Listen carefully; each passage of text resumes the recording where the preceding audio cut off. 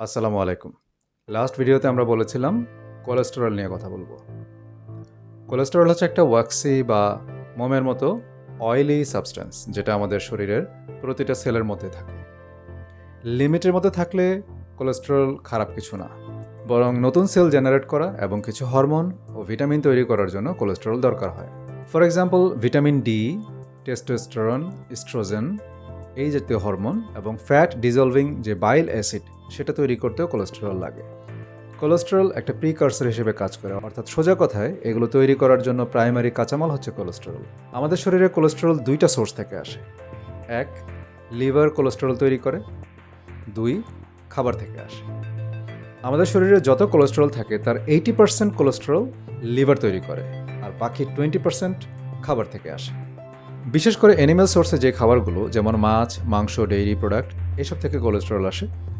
অন্যদিকে এইসব খাবারে থাকতে পারে অতি উচ্চমাত্রার স্যাচুরেটেড ফ্যাট এবং ট্রান্স ফ্যাট, যেটা এলডিএল কোলেস্টেরলকে বাড়ায়। এছাড়া কিছু ট্রপিক্যাল অয়েল আছে, যেমন পাম অয়েল, কোকোনাট অয়েল, এর মধ্যেও থাকে উচ্চমাত্রার স্যাচুরেটেড ফ্যাট, যা এলডিএল কোলেস্টেরল বাড়াতে পারে।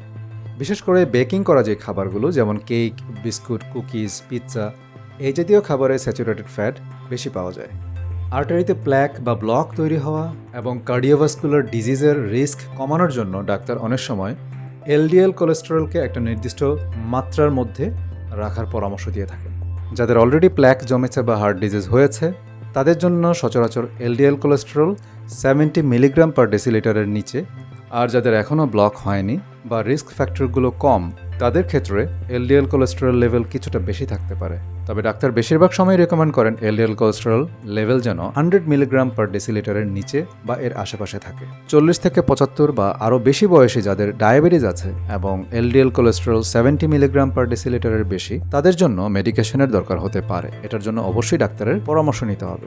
অবশ্য লাইফস্টাইল মডিফিকেশনের মাধ্যমে ব্যাড কোলেস্টেরল এবং হাই ট্রাইগ্লিসারাইড লেভেল নিয়ন্ত্রণ করা বা প্রতিরোধ করা সম্ভব, যদি সেটা প্রাথমিক স্তরে ধরা পড়ে। তবে মনে রাখতে হবে যে কোলেস্টেরল প্রবলেম ওভারনাইট তৈরি হয় না এবং এটার সমাধানও ওভারনাইট সম্ভব না। একটু লম্বা সময় ধরে এর পিছনে লেগে থাকতে হয়, একটু ধৈর্য ধরে কাজ করতে হয় এবং সিনসিয়ারলি কিছু নিয়ম পালন করতে হয়।